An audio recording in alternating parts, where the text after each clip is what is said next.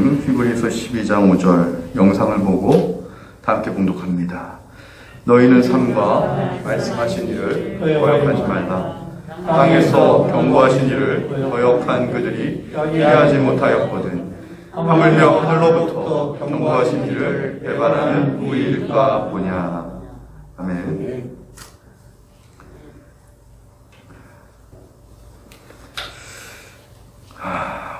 오늘은 이제 히브리서 12장을 정리하는 그런 시간입니다. 오늘 말씀은 하나님을 거역하지 말고 배반하지 말라라고 하는 말씀입니다. 하나님을 거역하고 배반하는 것 대신에 그러면 오늘 히브리서 기자는 어떻게 해야 되냐? 경건함과 두려움으로 오히려 하나님을 우리가 기쁘시게 하는 그런 삶을 살자 라는 것이 오늘 말씀의 주제이죠. 자, 그렇다면 히브리서 기자는 우리가 왜 하나님을 거역하거나 배반하면 안 된다고 경고했던 것일까요? 그 이유는 히브리서 12장 17절에 나옵니다. 우리가 오늘 성경 본문이 많아서 제가 25절을 대표 구절로 우리가 읽었지만 히브리서 12장 17절은 이렇게 쓰여 있습니다. 너희가 아는 바와 같이 그가 그 후에 축복을 이어받으려고 눈물을 흘리며 구하되 버림받아 되어 회개할 기회를 얻지 못하였느니라. 하나님을 거역하고 배반하면 회개할 기회조차도 얻지 못했다.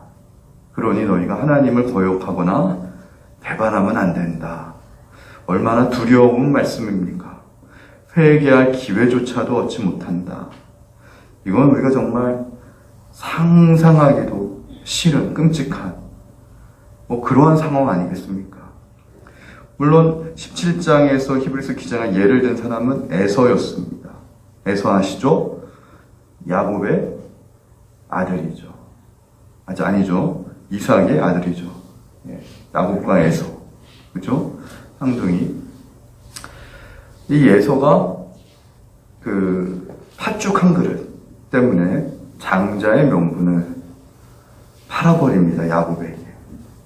그리고 나중에 때늦게 눈물 흘리면서 회개를 하고 다시 돌이키려고 하지만 아버지 이삭이 에서에게 했던 말이 내가 너에게 축복을 줬으면 좋겠지만 이미 네가 그때 장자의 명분을 팔아버렸을 때 이미 다 축복이 나갔다. 너에게 내가 빌어줄 축복이 남은 게 없구나. 이걸 회개할 기회조차 얻지 못한 것으로 오늘 히브리서 기자는 그렇게 우리에게 설명을 하고 있는 것이죠. 그리고 이런 에서를 16절에서는 오늘 본문 12장 16절에서는 망령된 자라고 칭합니다. 망령된 자. 여러분, 망령이라고 하는 말이 무엇일까요? 영을 망쳤다. 쉽게 해석을 하면 그렇게 해석할 수 있겠는데요. 영은 여기서 무엇을 지칭할까요? 하나님의 영을 의미합니다. 하나님을 망령되이 일컫지 말라라고 하는 게 뭘까요? 영이신 하나님을 망하게 하지 마라. 망령되게 하지 마라. 하나님의 영을 망쳐버린 자가 망령된 자겠죠. 그러면은 왜 에서가 하나님을 망령되게 한 자라고 히브리서 기자는 꼭 집어서 여기에 인용을 했을까요? 그거는 그 원리를 알아야 돼요. 히브리서는 믿음은 보이지 않는 하나님이 말씀을 통해서 보이는 세계를 지으셨다라고 해요.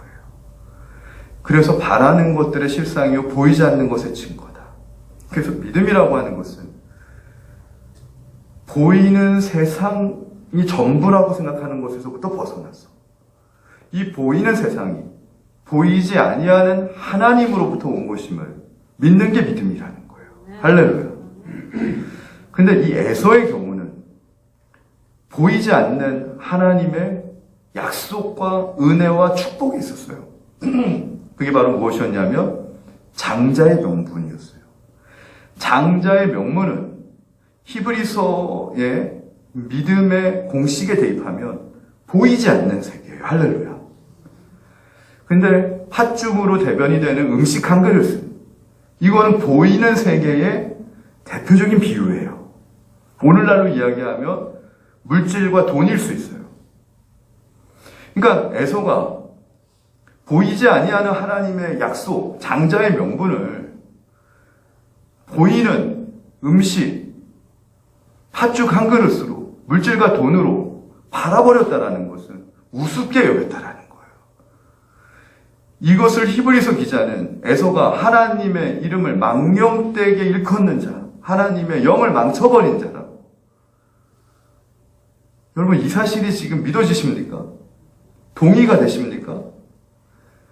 오늘날 하나님이 우리에게 영광 받기를 원하시잖아요. 우리가 오늘 이곳에 모인 것이 하나님의 이름을 경외하려고 모인 거잖아요. 할렐루야. 입으로는 하나님을 경외한다 하면서도 실상 우리가 살 때에는 보이지 않는 세계를 무시하고 사는 경우가 얼마나 많습니까? 혹시 에서처럼 하나님의 약속은 지금 눈에 보이지 않고 막 코로나로 여러 가지 위기가 오는 것 속에서 막 물질과 막 이런 것들은 눈에 보이니까 눈에 보이는 팥죽 한 그릇에 우리도 혹시 에서와처럼 하나님의 장자의 명분을 이걸 우습게 우리가 여긴 적은 없었는가? 한번 되돌아봐야 된다라고 하는 것이죠. 저와 여러분은 에서와 같은 그러한 삶의 자리에 가지 않게 되기를 주님의 이름으로 축원드립니다. 오늘 에서가 뭐 그렇게 특별히 잘못한 게 있겠어요. 근데 에서를 통해서 한 경고를 주시는 거예요. 이게 바로 에서가 하나님을 거역하고 배반했다라는 거예요. 에서가 하나님을 거역하고 배반한 게 하나님 보고 당신 나오세요. 너 나와. 뭐 이렇게 하고 하나님께 도전하고 맞짱을 떴다라는 게 아니라 보이는 세계를 보이지 않는 세계, 보이는 세계로 보이지 않는 세계를 우습게 여기는 거예요. 그거 하나님은 신성모독이라 받아들이시는 거죠. 이런 말씀을 깨닫게 보면은요, 참 무섭습니다. 그리고 또 한편으로는 감사합니다. 왜냐하면, 신앙이 이런 원리로 진행이 되는 것이구나. 이런 걸 알지 못하면 우리의 신앙이 어떻게 더 성숙해지고 깊어지고, 정말 우리가 말씀의 사람이 될 수가 있겠습니까? 참으로 감사한 거는, 저도 말씀을 준비할 때마다 이런 믿음의 원리와 공식들이 깨달아져서 함께 오늘 말씀의 은혜를 나눌 수 있는 게 천만다행이고 참 감사하다라고 생각을 합니다. 그런데요, 15절에 보니까 쓴뿌리가 나와요. 쓴뿌리가 나서 괴롭게 하여 많은 사람을 더럽게 한다. 15절에 보면 그런 말씀이 나오는데, 여기서 바로 쓴뿌리가 뭐냐면 이제 아시겠죠? 에서의 같은 경우에는 팥죽 한 그릇을 더 중요하게 여기는 마음. 근데 팥죽 한 그릇을 더 중요하게 마음이 중요한 게 아니라, 여러분, 신앙이라는 것은 상대적인 그 관계 속에서 나오는 거예요. 물질과 하나님, 하늘과 땅. 여러분, 항상 이렇게 대비되는 것 속에서부터 신앙은 교훈이 나오는 거예요. 쓴뿌리는 뭐냐? 장자의 명분보다 팥죽 한 그릇, 즉 보이지 않는 세계를 보이는 세계 때문에 핍박하는 것, 업신여기는 것, 우습게 여기는 것, 그 다음에 우선순위에서 밀리게 하는 것, 바로 그게 쓴뿌리라는 거예요. 물질 우선주의죠. 이 쓴뿌리가 나오면 어떻게 돼요? 괴롭게 한대요, 우리의 심령을. 그러니까 뭐가 괴롭냐면 하나님과 세상을, 하나님과 돈을 함께 겸하여 섬기려고 할 때 우리의 신앙생활에서 괴롭지 않습니까? 우리의 마음이. 그렇게 되면 어떻게 돼요? 괴롭게 하여 많은 사람을 더럽게 한다는 거예요. 우리의 영이 더러워진다라는 것이죠. 그러니까 애굽에서 가나안으로 갈 때도 광야에서 이스라엘 백성들이 많이 죽었습니다. 그들이 불순종과 하나님 앞에 복종하지 못했던 이유로 죽었는데, 중요한 것은 죽은 게 중요한 게 아니라 그들이 더 이상 에서와 같이 광야에서 죽을 때 회개할 기회조차 얻지 못하고 죽었다 라는 것이 더 문제인 것이죠. 이거를 바로 오늘 히브리서 기자는 우리에게 계속 이야기하는 거예요. 그럼 다시 한번 정리합니다.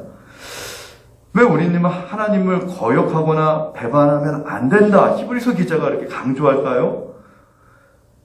그렇게 되면 회개할 기회조차 얻지 못하는 삶을 살게 될까봐 두려우니까 하나님을 거역하거나 배반하지 말라라. 그러면 반대는 뭐예요?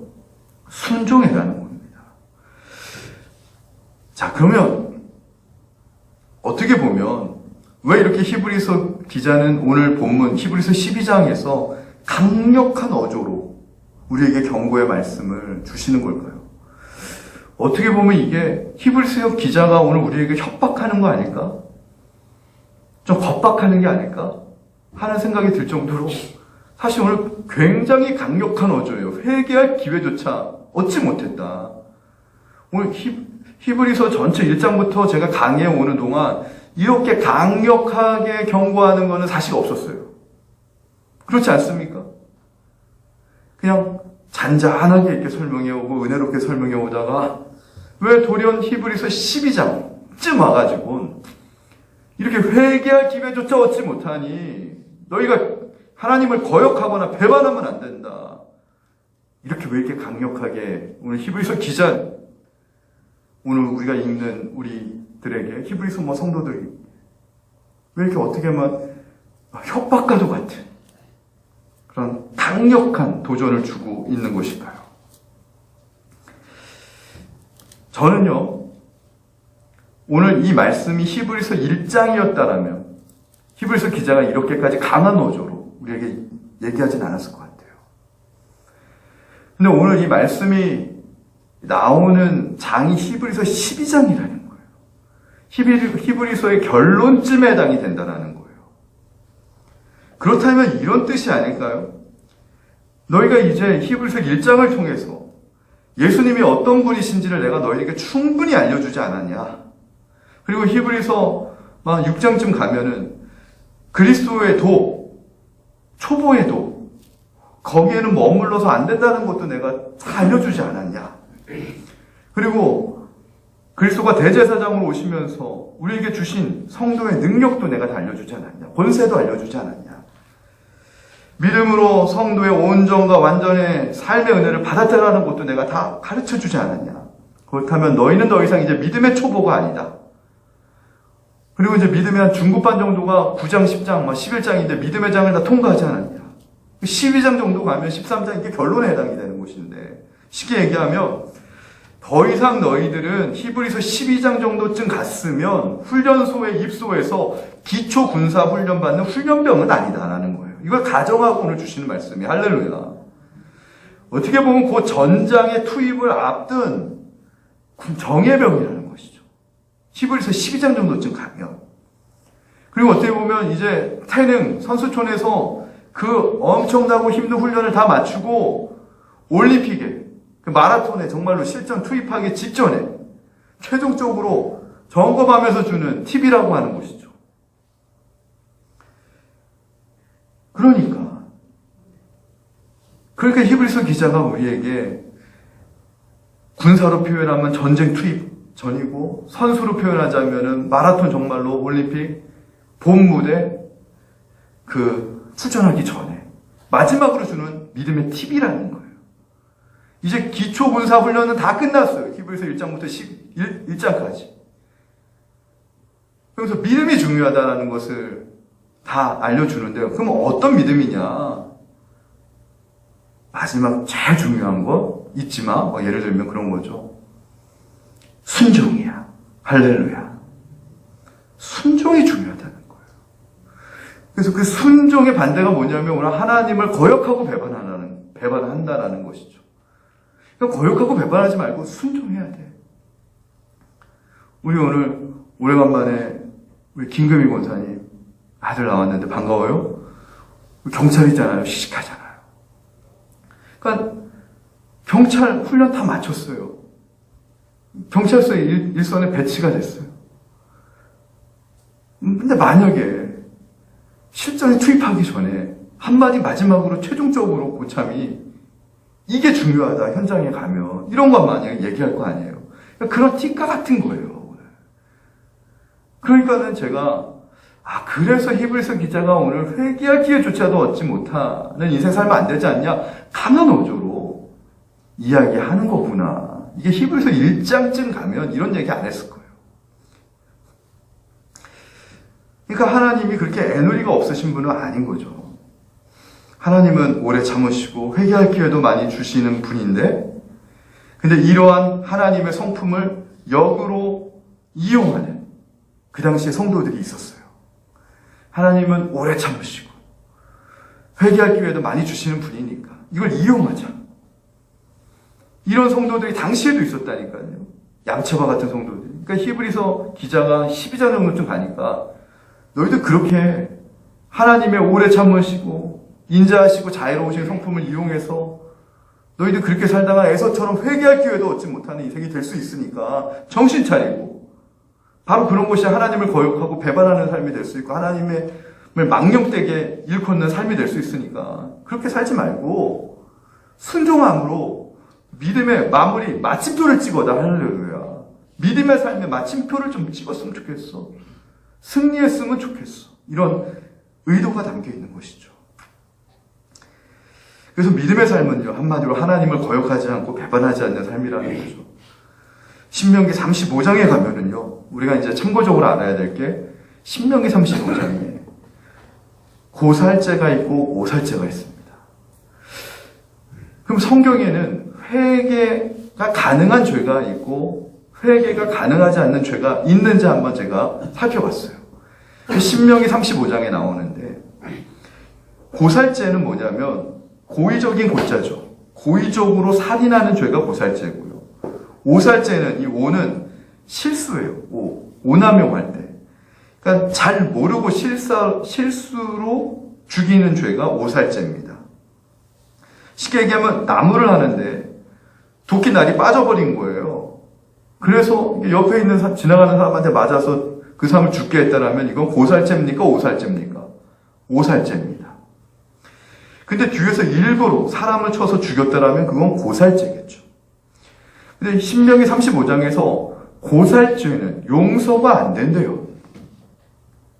근데 당시 오살죄, 실수로 죽이는 죄는 도피성으로 도망가라는 거예요.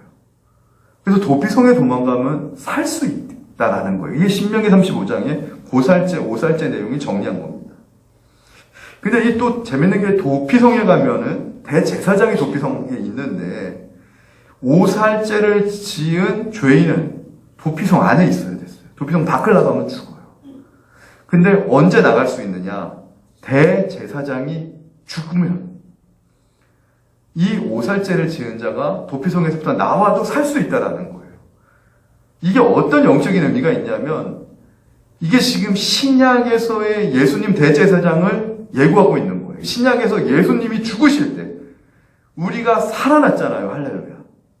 예수님이 죽음으로 우리가 살 수 있었듯이 이게 암시거든요. 메타포거든요. 도피성에서도 대제사장이 살아있는 동안에는 도피성 밖을 나가면 죽지만 대제사장이 죽으면 오살죄를 지은 죄인이 도피성을 나와도 살 수 있다. 즉 기독교는 뭐냐면 대제사장이신 예수님의 죽음을 통해서 저와 여러분이 살아나는 게 기독교의 진리라는 것이죠. 할렐루야. 아담이 죄를 지어서 하나님이 누가 그랬냐라고 물었더니만 아담이 하와 핑계를 댔습니다. 그래서 하와에게 가서 누가 그랬냐라고 했더니만 뱀 핑계를 댔죠. 그런데 뱀한테는 하나님께서 아예 묻지도 않았어요. 그리고 하나님이 바로 저주를 내려버리십니다. 왜 그러셨을까요? 아담과 하와는 하나님의 입장에서 볼 때 오살죄예요. 실수로 지은 죄인 거예요. 뱀의 꼬드김에 넘어가서. 근데 뱀은 하나님이 보실 때는 고살죄예요. 고의적인 의도를 가지고 지은 죄란 말이죠. 그러니까 뱀한테는 하나님이 묻지도 않았다라는 건 뭐예요? 회개할 기회조차도 주지 않고 뱀은 하나님이 그냥 쳐버리신 겁니다. 그러니까 정리하면은 회개해도 살 수가 없는 죄가 오살죄. 그런데 히브리서 12장에서 하나님을 거역하고 배반하지 마라라고 할 때 그 안에 담겨있는 뉘앙스, 문맥의 의미는 고살죄를 의미하는 거예요. 하나님을 내가 모르고 연약해서 거역하거나 이렇게 넘어지는 거는 하나님이 용서해 주시는 거예요. 얼마든지. 근데 그게 아니라 내가 고의적인 의도를 가지고 하나님을 거역한다면 이게 뱀과 같은 자리에 가는 것이죠. 내가 알면서도 고의적으로 하나님을 배반하게 되면 에서와 같은 자리에 갈 수 있다는 것이죠.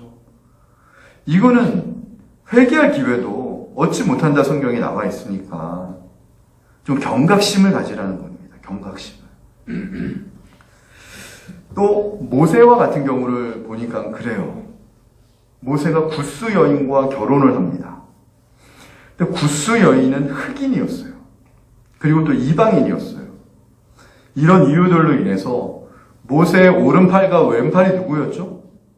네, 아론, 훌, 그리고 미리암이었는데 이 아론과 미리암이 모세의 결혼이 이게 문제가 많다.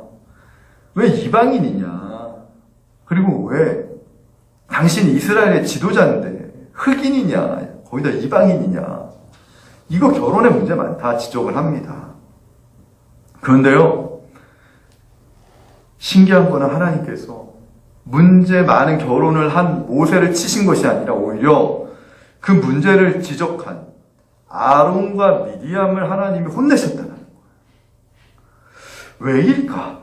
늘 궁금했었습니다. 근데 알고 보니까 하나님이 보실 때 이 문제는 모세의 결혼의 정당성의 문제라기보다는 아론과 미리암이 하나님이 모세에게 부여한 하나님의 영적인 권위를 인정하지 않는 게 더 큰 문제였던 거예요. 그러니까 아론과 미리암이 겉으로 볼 때는 모세의 지도력을 문제 삼은 것 같지만 하나님이 볼 때는 그거는 표면적인 것이고 아론과 미리암의 마음속에 있는 것은 하나님 왜 이렇게 부족한 자를 지도자로 세웠냐고 하는 하나님에 대한 영적 권위에 대한 도전이 하나님은 우리의 중심을 보시는 분이기 때문에 아론과 미리암을 쳐버렸다라는 거예요.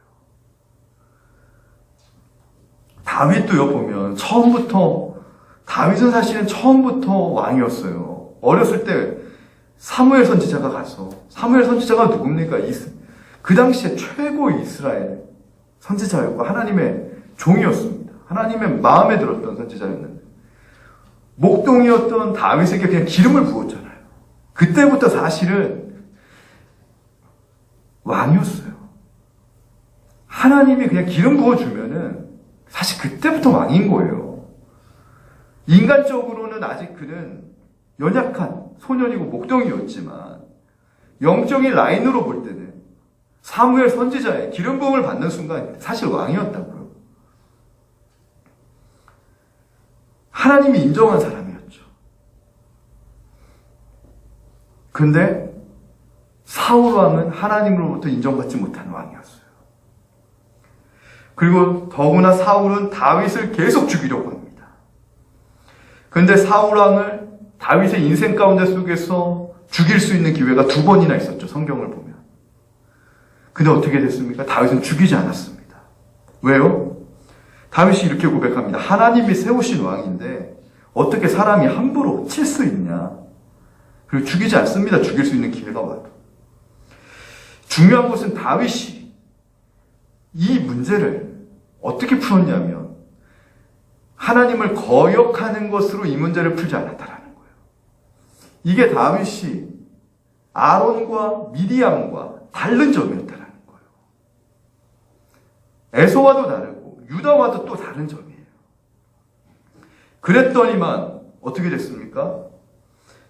오히려 사울 왕이 죽고 난 후에는 자기를 육적으로 보면 죽이려고 하는 원수인데 오히려 그 아들을 무비보셋을 대우해 줍니다.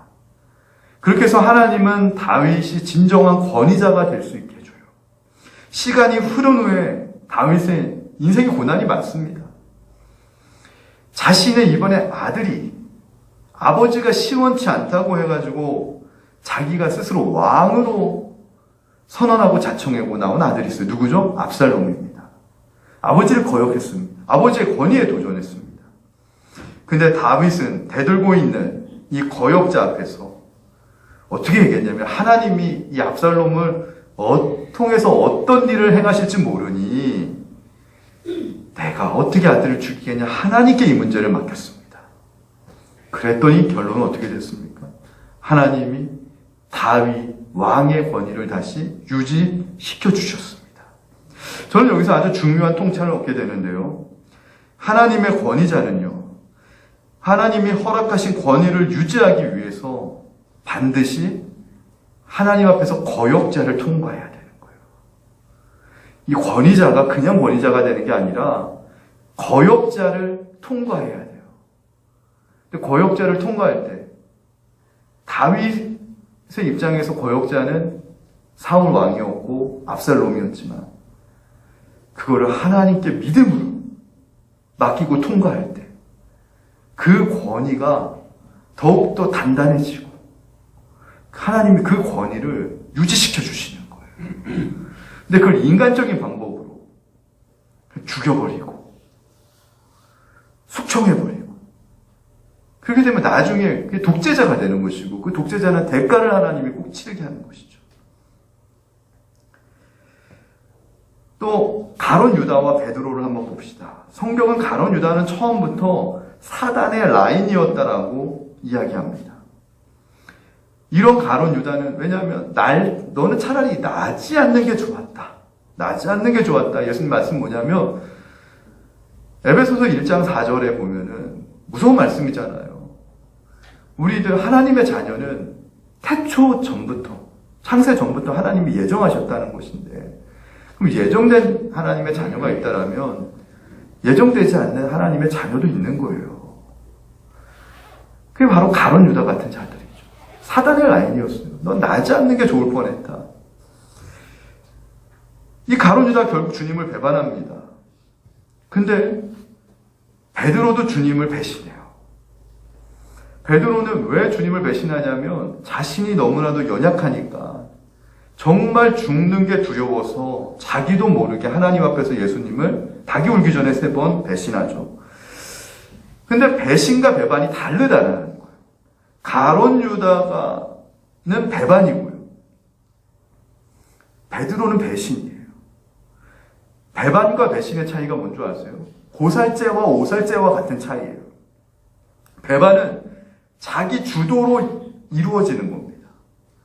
자기가 주도해가지고 예수님을 배반하는 게 가론 유다의 배반이고요, 배신은 자신의 연약함으로 인해서 예수님을 부인하는 게 배신이에요.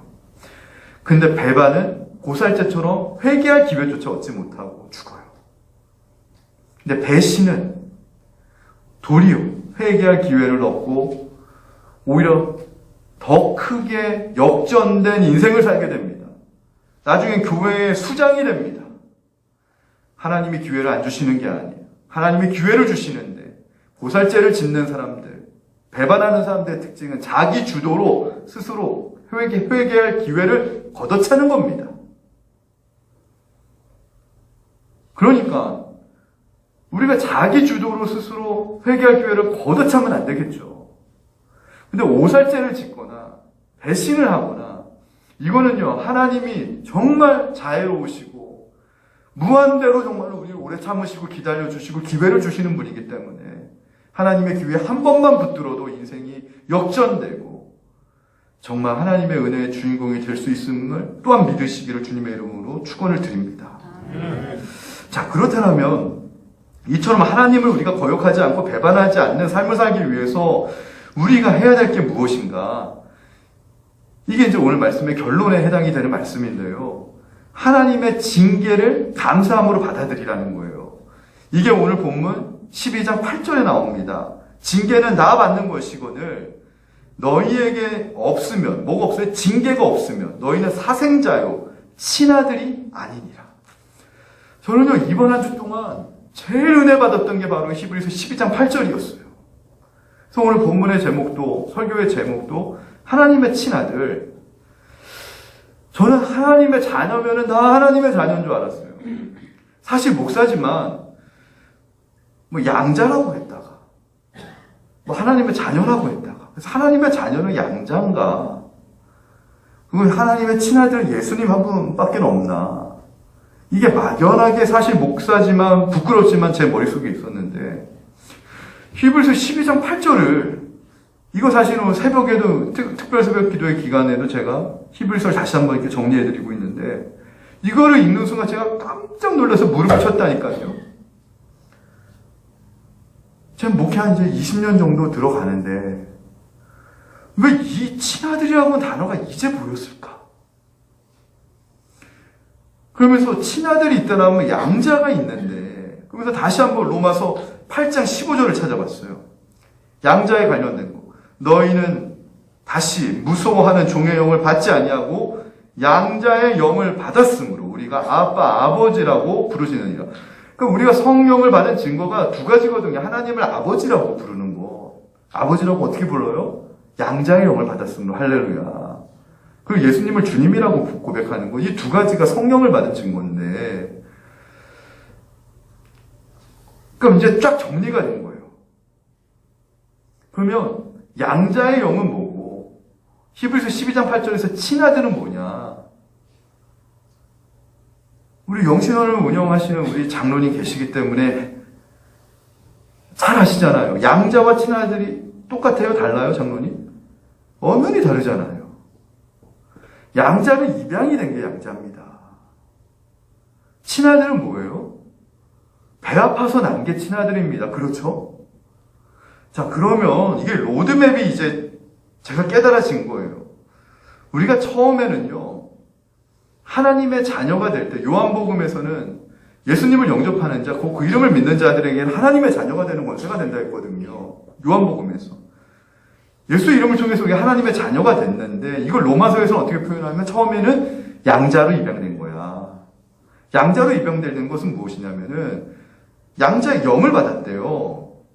종의 영을 받지 않고 양자의 영을 받았대요. 영이 내려왔어요. 양자의 영은 성령입니다. 이거는 뭐냐면 우리가 한 게 없어요. 로마서 8장에서 양자의 영을 받을 때는.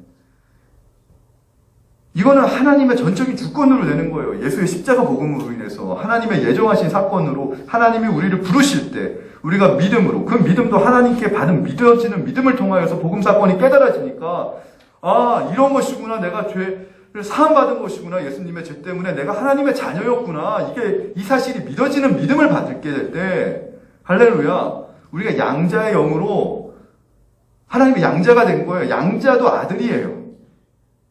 그런데요, 전 여기서 끝나는 줄 알았어요. 그래서 예수님은 첫째 아들이고 우리는 양자로 입양이 된 둘째, 셋째, 넷째 그런 아들들이니까 예수님과 우리는 이복형 재산인가 보다. 사실은 내심 그렇게 생각을 했는데 히브리서 12장 8절에 가니까 그게 아니에요. 하나님이 우리를 양자로 처음에 입양했지만 양자의 자리에서 머무르게 하지 않고 친아들로 우리를 업그레이드 시킨다라는 거예요. 할렐루야. 근데 이 친아들로 업그레이드가 되는 단계가 뭐냐면, 제가 지난번에도 히브리서 강의했죠. 처음에는 이미 구원이 있고 중생까지. 여기는 하나님의 은혜고, 이미 구원 단계에 중생하고 난 이후에 아직 구원의 단계가 있다고 그랬잖아요. 하나님의 나라까지. 여기는 3급 구원이죠. 3급 구원. 바로 아직 구원에 해당이 되는 부분이 뭐냐면 하나님의 친아들 되는 부분이에요. 하나님의 친아들로 업그레이드가 되는 인생을 살라라는 것인데, 어떻게 업그레이드가 돼요? 징계를 참아낼 때. 할렐루야. 징계를, 하나님이 우리에게 징계를 주실 때 그것을 거역하거나 배반하면 에서의 계열로 가고 가룟 유다의 계열로 가는 것이고, 하나님이 징계를 주실 때 그것을 믿음으로, 감사함으로 받아내면은 하나님의 친아들이 되는 거예요. 다시 한번 읽어드릴게요. 징계는 다 받는 것이래요. 하나님이 일단 양자가 되면 다 받는 것이래요. 근데 이 징계가 너에게 없으면 사생자라는 거예요. 친아들이 아니라는 거예요. 그럼 징계가 있으면 뭐예요? 친아들이라는 거예요. 양자에서 친아들로 업그레이드 되는 조건이 징계는 거예요. 징계. 제가요, 그러니까 생각이 나는 예화가 있는 거예요. 어떤 목사님의 고백인데, 어렸을 때 미국의 한 가정에 입양이 됐습니다. 근데 이 백인 양 아버지가, 백인 아들이 잘못하면은 야단도 치고 징계도 주는데, 이 황색 인종인 이 목사님 어렸을 때, 자신은 잘못해도요, 양 아버지, 백인 아버지가 야단을 안 치더라는 거예요. 생일이 됐는데, 야, 너 생일 선물 뭐 받고 싶냐? 백인 아버지가 얘기하는데, 이 어린 아이였던 목사님이 백인 아버지한테 그렇게 얘기했대요. 자기 생일 선물로 자기도 잘못했을 때 똑같이 야단 맞고 싶다고. 그래서 시간이 지난 후에 이 목사님이 뭔가 실수를 했을 때 백인 아버지한테 야단을 맞았대요. 그날 밤 일기장에 어떻게 썼냐면, 나는 오늘 야단을 맞았다. 근데 기쁘다. 왜냐하면 오늘에서야 나는 양아버지가 아니라 친아버지를 얻었기 때문이다. 저는 이 예화를 다시 보면서 막 소름 끼치는 감동이 온 거예요. 여러분, 징계는요, 우리를 하나님의 양아들로부터 하나님의 친아들로 바꾸는 역할을 한다는 것을 기억하시기 바랍니다. 그러니까 시편 기자가 시편 119편에서 고난받는 것이 내게 유익이구나. 이게 무릎이 딱 쳐지면서 이게 이해가 되더라니까요. 고난받으면은 저는 그래요. 단단해지겠지. 고난을 통해서 성숙해지겠지. 고난을 통해서 훈련이 됐지. 이 정도만 알았는데, 히브리서 12장 8절에 가니까 고난, 징계, 연단 다 같은 말인데, 이거는 그 정도의 복이 아니구나. 단순하게 훈련받고, 단순하게 성숙해지고, 단순하게 단단해지고, 이 정도가 아니라 양자에서 친아들이 되는 것 같은 그 정도의 축복이구나. 할렐루야. 그러니 고난이 내게 유익이다. 그러니까 이걸 알았던 거죠. 욥과 같은 사람들도 안 거죠. 불같은 시험이 오는데, 불과 같은 시험, 용광로와 같은 시험, 내가 이거 통과하고 나면은 어때요? 정금처럼 나아간다가 뭐예요? 하나님의 친아들 된다. 히브리서 12장 8절은 친아들 된다. 그런 말입니다. 여러분, 결론입니다. 고난, 징계, 연단 다 같은 말입니다. 징계받을 때 감사함으로, 유익으로 받아들이시기 바랍니다. 그것이 믿음이라는 거예요. 그러면 우리는 하나님의 양자에서 친아들로 변화가 된다는 거예요. 그리고 정말 친아들이 되면 어떻게 돼요? 결코 친아버지가 될 수 있는 하나님을 거역하거나 배반할 수 없어요. 이게 양자일 때는 거역할 가능성이 조금이라도 남아있지만, 여러분, 이게 친혈육이 되면은요, 같이 목욕을 해도 부끄럽지가 않고, 친아버지한테 야단 맞는 게 그게 뭐 수치감이 느껴요. 내 혈육의 아버지인데. 친아버지가 되는, 하나님이 빨리 우리의 친아버지가 돼야 되고, 우리가 빨리 하나님의 친아들이 돼서 거역이나 배반, 이런 정말로 거리를 남겨두지 말고, 오히려 하나님이 우리를 징계주셔도 사랑의 징계구나, 사랑의 회초리구나, 이렇게 받아들이면서 그렇게 믿음으로 승리하시는 저와 여러분이 되시기를 오늘 주님의 이름으로 간절히 축원을 드립니다. 우리 말씀을 생각하면서 찬양지 241번 찬양 드리겠습니다.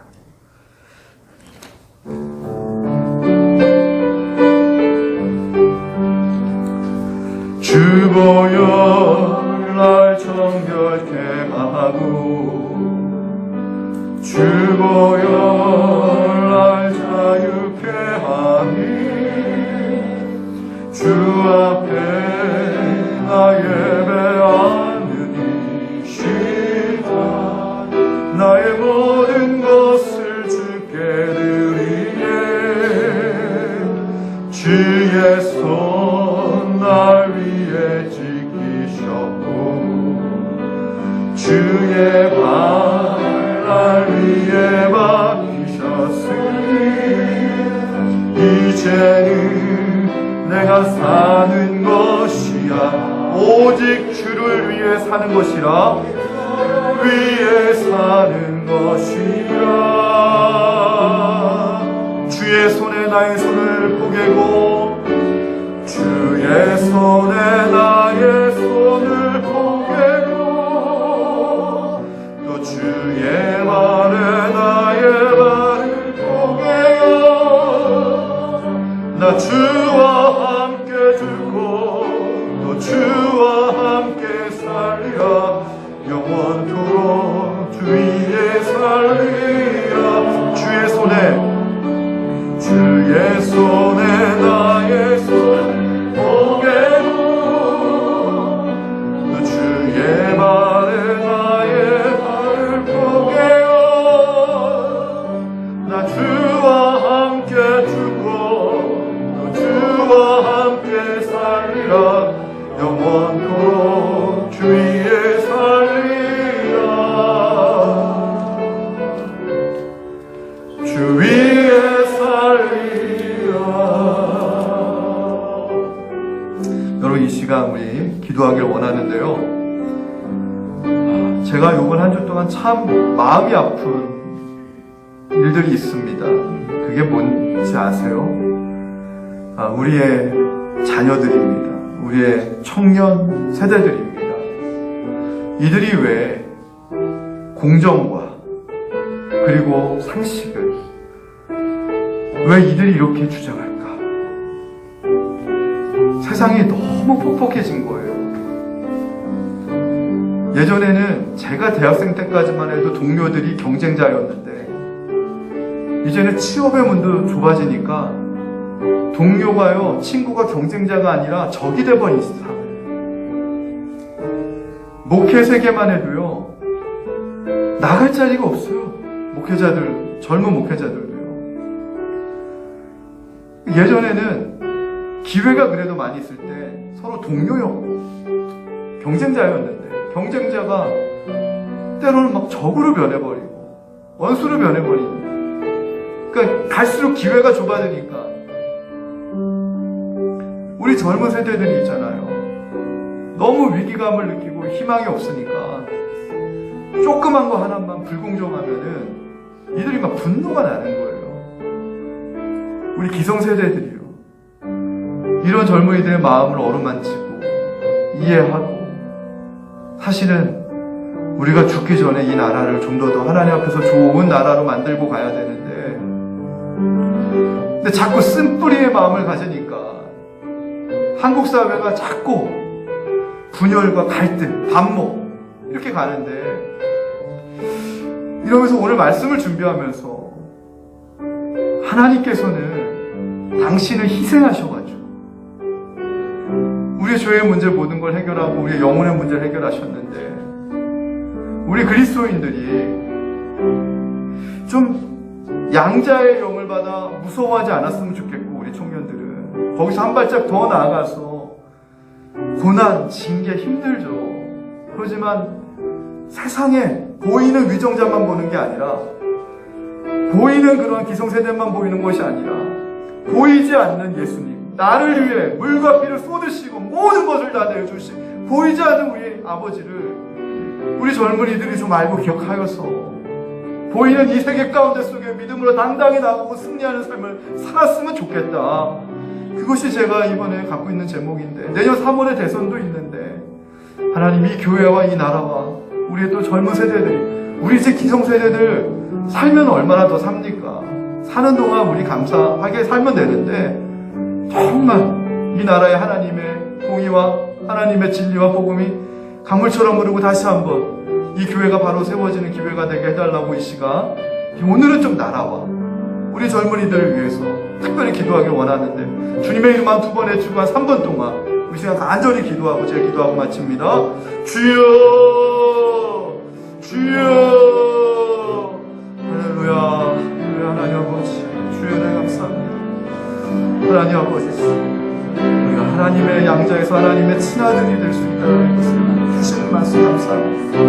우리가 하나님 앞에 살아있는 동안에 이 나라와 이 교회를 하나님 앞에 바로 세우고, 우리 젊은이들이 조금 더 쓴뿌리들을 하나님 아버지시여 제거하고, 하나님 아버지시여 정말로 보이는 위정자들, 기성세대들에 대한 실망과 하나님 아버지시여 쪽 가운데 속에 살아가고 있는 우리 젊은이들, 하나님 아버지 다시 한번 이 교회를 통해서 보이지 아니한 하나님과 예수님을 통하여 다시 한번 하나님 힘을 얻을 수 있게 하시고 이들이 하나님 아버지 말씀의 중심을 가지고 살아갈 수 있게 되기를 원합니다.